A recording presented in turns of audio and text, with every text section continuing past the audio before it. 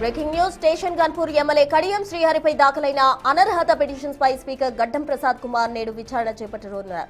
ఉదయం 11 గంటలకు విచారణ జరగనుంది. కడియం శ్రీహరి కారు పార్టీ మీద నెగ్గి కాంగ్రెస్ లోకి ఫిరాయించారని బీఆర్ఎస్ ఎమ్మెల్యే వివేకానంద స్పీకర్ కు ఫిర్యాదు చేశారు.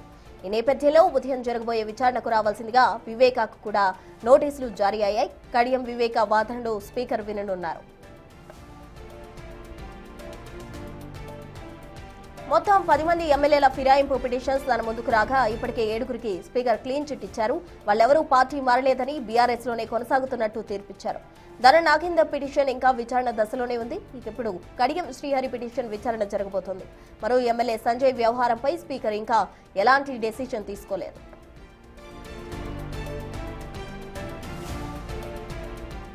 పార్టీ ఫిరాయింపులకు సంబంధించి ఇవాళ కడియం శ్రీహరిని విచారించబోతున్నారు స్పీకర్. దీనికి సంబంధించి పూర్తి వివరాలు మా ప్రతినిధి హేమ లైవ్ ద్వారా అందిస్తారు. హేమ,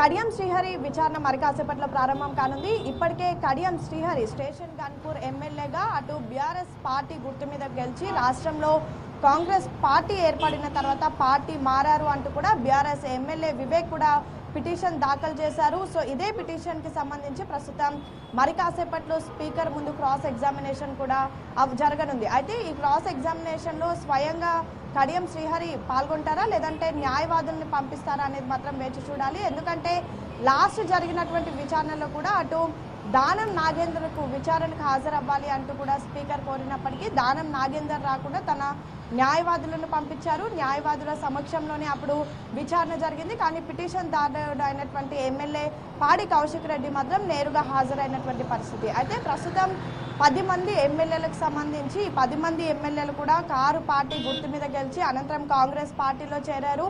ముఖ్యమంత్రి రేవంత్ రెడ్డి సమక్షంలో వీళ్ళంతా కూడా కాంగ్రెస్ పార్టీలో చేరారు అంటూ కూడా బీఆర్ఎస్ కు సంబంధించినటువంటి 10 మంది ఎమ్మెల్యేలు పిటిషన్ దాఖలు చేశారు.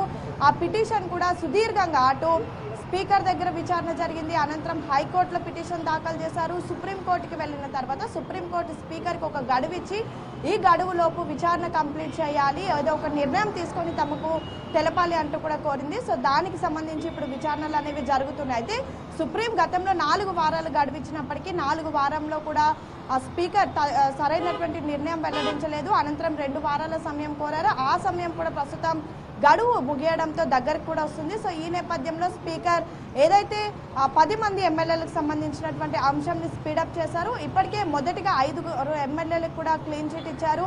అనంతరం మరొక 2 ఎమ్మెల్యేలు అటు కాళే యాదయ్య కానివ్వండి, సేమ్ టైం పోచారం శ్రీనివాస్ రెడ్డికి కూడా క్లీన్ చిట్ ఇచ్చారు. వీళ్ళు 7గురు కూడా బీఆర్ఎస్ పార్టీలోనే బీఆర్ఎస్ పార్టీకి సంబంధించినటువంటి ఎమ్మెల్యేలే అంటూ కూడా గుర్తిస్తూ వాళ్ళకి క్లీన్ చిట్ ఇచ్చారు. వీళ్ళపైన వచ్చినటువంటి ఆరోపణలు ఏవైతే ఉన్నాయో దానికి తగిన ఆధారాలు లేవు అంటూ కూడా వాళ్ళందరికీ క్లీన్ చిట్ ఇచ్చినటువంటి పరిస్థితి. అయితే ఇంకా 3 ఎమ్మెల్యేలకు సంబంధించినటువంటి నిర్ణయాన్ని స్పీకర్ వెల్లడించాల్సి ఉంది. అందులో ఒకరు ఖైరతాబాద్ ఎమ్మెల్యే దానం నాగేందర్ అయితే మరొకరు Jagtial MLA doctor Sanjay and same time ఇప్పుడు విచారణకు రాబోతున్నటువంటి స్టేషన్ గన్పూర్ ఎమ్మెల్యే కడియం శ్రీహరి. ఇప్పటికే అటు సంజయ్ విచారణ కూడా మిగతా 7 మందితో పాటు అయినప్పటికీ సంజయ్ది ఇంకా నిర్ణయం అనేది డెసిషన్ పెండింగ్ లో పెట్టారు. కానీ కడియం శ్రీహరి కానివ్వండి లేదంటే దానం నాగేందర్ వీళ్ళిద్దరు కూడా ఇప్పటి వరకు విచారణకు రాలేదు. గతంలో కూడా వీళ్ళిద్దరికి విచారణకి నోటీసులు ఇస్తే వాళ్ళిద్దరూ రాకుండా కేవలం లిఖిత పూర్వకంగా వివరణ ఇచ్చారు. అనంతరం దానం నాగేందర్ అయితే నేరుగా తన అడ్వకేట్లను పంపించినటువంటి పరిస్థితి. కడియం శ్రీహరికి గతంలో నోటీసులు ఇస్తే కూడా లిఖిత పూర్వకంగా వివరణ ఇచ్చారు. అందులో చాలా క్లియర్ గా మెన్షన్ చేసింది ఏంటంటే తను ఇంకా బీఆర్ఎస్ పార్టీలోనే కొనసాగుతున్నానని, తనకి కాంగ్రెస్ పార్టీలో జాయిన్ అయ్యేటటువంటి ఆలోచనలు కూడా లేవని, సేమ్ టైం తను ఇంకా బీఆర్ఎస్ పార్టీ సభ్యత్వాన్ని రద్దు చేసుకోలేదు, అదేవిధంగా కాంగ్రెస్ పార్టీ సభ్యత్వాన్ని కూడా ఇంకా తీసుకోలేదు.